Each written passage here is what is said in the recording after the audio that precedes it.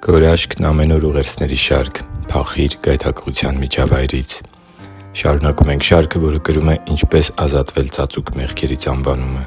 Մեղքեր կան, որոնցից ազատվելու համար բավարար չէ դրանք խոստովանությամբ ու ապաշխարությամբ լույսի մեջ բերելը։ Անշուշտ, մարդն այդ պահին իր անկեղծ զղջման, խոստովանության և ապաշխարության արդյունքում ստանում է ներում և մաքրվում մեղքի անիրավության կեղտոտ բծերից։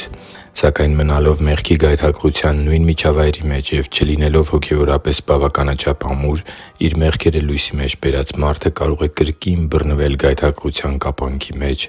որը նրան կքաշի դեպի նախկին խավարի գործերը։ Սիրելի՛ բարեկամ, երբեմն մեղքին հաղթելու և դրա կործանարար կապանքներից ազատվելու լավագույն ձևը ոչ թե արյուն թափելու չափ դեմառդեմ կռվելն է, ինչպես կարդում ենք Եբրայեցիս 12:4 խոսքում, այլ գայթակղության միջավայրից փախչելը։ Երբ նոր ես ազատվել ու մաքրվել մեղքի անիրավությունից, մի մնա այդ նույն մեղքի գայթակղության միջավայրում և մի փորձիր քո կամքի ուժը աչքիդ առջև պահելով մեղք գործելու հնարավորությունը կամ քեզ մեղքին տանող միջավայրը։ 2 Տիմոթեոս 2:22 խոսքում կարդում ենք. «Փախի՛ր երիտասարդական ցանկություններից և հետամուտ եղի՛ր արդարության, հավատի, սիրո և խաղաղության»։ Աստվածաշունչը հորդորում է փախչել երիտասարդական ցանկություններից։ Հովսեփի օրինակը Ծննդոց 39:12 խոսքում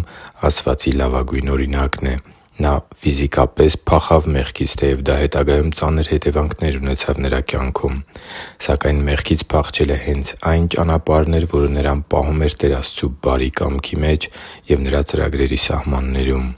Մեղքից փախչելը, ինչպիսի հետևանքներ էլ այն ունենա մեր կյանքում, հեռացնում է մեզ անեծքից, մահից ու Տեր Աստծու բարկության պատժից։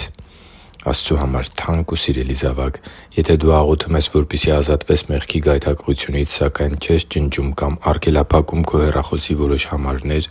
ապա կարող եմ ասել, որ անկեղծ չես մեղքի գայթակղությունից ազատվելու քո որոշման մեջ։ Եթե աղոթում ես, որ ազատվես մեղքից ու այլևս չընկնես անիրավության այն ճահճի մեջ, որը սովորաբար ընկերներիդ հետ միասին ես ընկնում,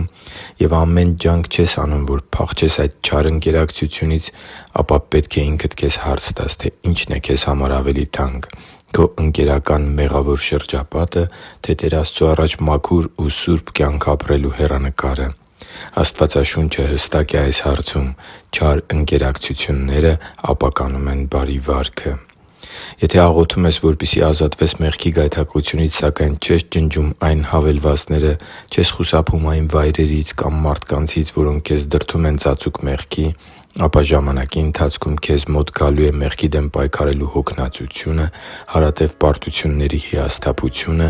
և, ինչն ամենաահավորն է, անգամ ապաշխարելու ցանկությունը կորցնելը։ Փախի՛ր գայթակղության միջավայրից և ոչ մի բան ու ոչ մեկին ավելի բարձր մի՛ դիր, քան քո սրբությունն ու մեղքերի ներման ազատության վայելքը։ Աստված ուզում է քեզ ազատել քո կյանքի ծածուկ մեղքերից։ Իսկ դու պատրա՞ստ ես փախչելու գայթակղության ցանկացած միջավայրից։ Հիշի՛ր, որ դու Աստծո հրաշքն ես, և Աստված սիրում է քեզ։ Շնորհակալ եմ, որ դու կա՛ս։ Սիրով և աղոթքով, Արման Մանուկյան։